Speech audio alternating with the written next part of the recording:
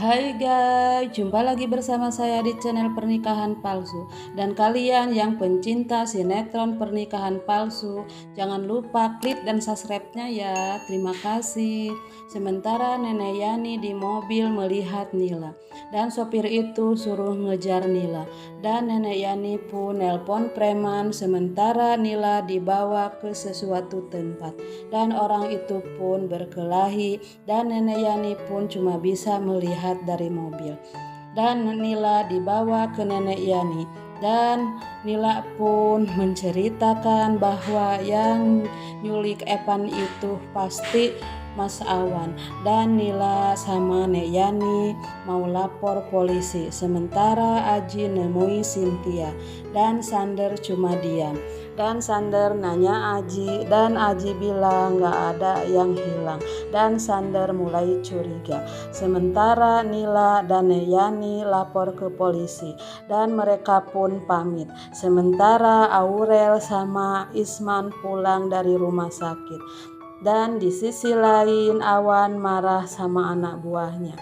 Sementara Isman ketemu sama sahabat Desi, dan Siska menceritakan anak Desi, dan Siska pun pamit.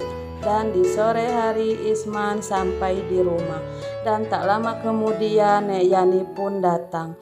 Sampai di rumah, dan Isman pun nanya sama mamahnya kalau Desi punya anak, tapi Nek Yani malah marah sama Isman. Sementara Nila sampai di kamar, dan Nila ngirim pesan kalau dia di rumah Nek Yani katanya.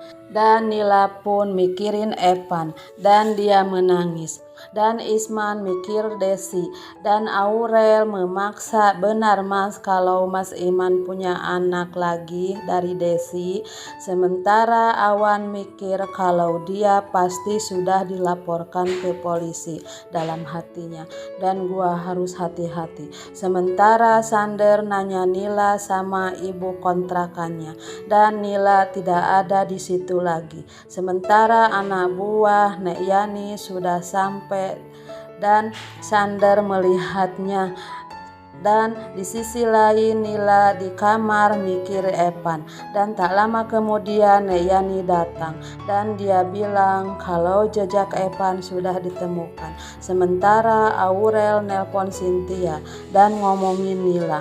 Di sisi lain Sander minta tolong sama temannya untuk lacak nomor plat motor Awan, dan Sander pun tahu tempat pemilik motor itu. Sementara Nenek Yani sama Nila nyari alamat itu, dan di sisi lain Sander nyari alamat itu. Dan Sander bilang kalau suaminya sudah membuat kejahatan, dan ibu itu bilang suami saya sudah meninggal, dan motor itu pun sudah aku jual karena motor itu sudah mencelakakan suami saya. Dan Depan pamit, sementara Nenek Yani dan Nila mau ikut dalam pencarian Epan sama polisi. Dan polisi itu pun menemui ibu yang tadi, dan ibu itu pun menjelaskan sama ke polisi kalau suaminya sudah meninggal, dan polisi itu pun pamit. Dan polisi menjelaskan sama Nenek Yani dan Nila apa yang diceritakan sama ibu tadi, dan Nek Yani sama Nila pun pamit pulang. Sementara Aji ditanya sama Cynthia, dan Aji malah melamun, dan Aji punya rencana lain di dalam hatinya.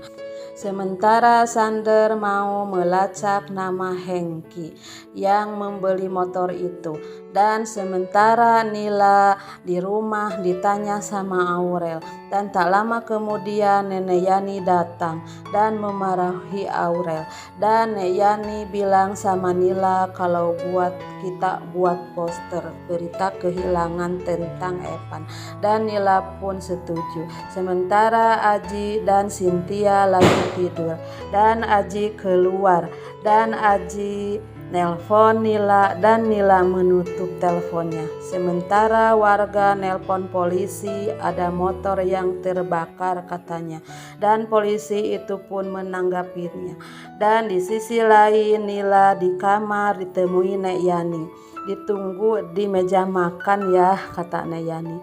Dan Nila pun gak mau kerja dulu, gak mau ketemu sama Aji katanya. Sementara Repal nelpon Fania dan Nenek Yani lagi sarapan.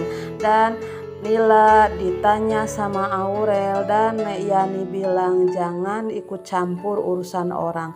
Dan Aji mau ke kantor dan pamit sama Cynthia. Dan di sisi lain Repal nanya sama Fania dan Fania melihatin foto Evan sama Repal. Sementara Sander nanyain Nila sama karyawannya. Dan di sisi lain Nila akan pura-pura sakit karena dia tidak mau ketemu sama Aji. Dan Nila keingat sama omongan Aji karena dia akan ada yang diomongin tentang Evan. Dan Nila pun tetap kerja dan Nila pun mau ke kantor dan Nila pamit sama Nenek Yani dan Nenek Yani itu pun mau mengantar Nila. Nah, begitulah alur ceritanya. Silahkan tunggu di episode selanjutnya.